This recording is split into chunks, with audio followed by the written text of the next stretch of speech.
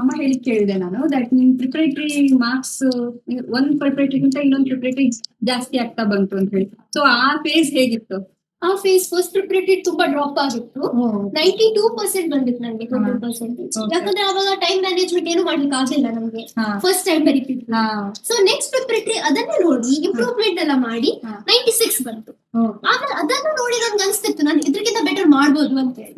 So next ಹಾಗೆ improve ಆಗ್ತಾ ಹೋಯ್ತು.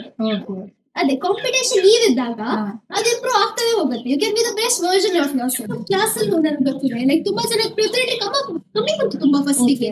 ಪೇರೆಂಟ್ಸ್ ಗೆಲ್ಲ ಫುಲ್ ಲೈಕ್ ಟೆನ್ಷನ್ ಆಗ್ಬಿಟ್ಟಿತ್ತು. ಆಮೇಲೆ ಎಲ್ಲರೂ ಪಿಕಪ್ ಆದ್ರು. ಯಾಕಂದ್ರೆ ಫಸ್ಟ್ ಪ್ರಿಪರೇಟರಿ ನೀವು ಯಾವತ್ತೂ ಓಪನ್ ಯೂಸ್ ಮಾಡಬಾರ್ದು. ಯಾಕಂದ್ರೆ first preparatory is stepping stone ಅಲ್ಲ, ಫಸ್ಟ್ ಟೈಮ್ ಬರೀತಿದ್ದೀವಿ. ಅದೇ ಡಿಸ್ಕರೇಜ್ ಆಗ್ಬಾರ್ದು. ಆಮೇಲೆ ಕ್ವಶನ್ಸ್ ಗಿಂತ ಪ್ರಿಪರೇಟರಿ ಕರೆಕ್ಷನ್ ಇನ್ನೂ ಸ್ಟ್ರಿಕ್ಟ್ ಇರುತ್ತೆ. ಯಾಕಂದ್ರೆ ಒಂದೊಂದು ವರ್ಡ್ ಅನ್ನು ಅವ್ರು ನೋಡ್ತಾನೆ. ಯಾಕಂದ್ರೆ ಬೆಟರ್ ಆಗ್ಬೇಕಲ್ಲ. ಬಟ್ ಅದೇ ಫೈನಲ್ ಅಂದ್ರೆ ಅಷ್ಟೊಂದು ಏನಿರಲ್ಲ ಅಂತ ಕಂಪೇರ್ ಮಾಡಿದ್ರೆ ಟೆನ್ಷನ್ ಆಗ್ಬಿಡ್ತಾರೆ ಪೇರೆಂಟ್ಸ್. ಅದೇ ಪ್ರಿಪರೇಟರಿ ಪ್ರಾಕ್ಟೀಸ್ ಪೇಪರ್ ಅದಿದ್ರೆ ನಿಮಗೆ ನೆಕ್ಸ್ಟ್ ಫೈನಲ್ ಸ್ವಲ್ಪ ಕರೇಜ್ ಬರುತ್ತೆ.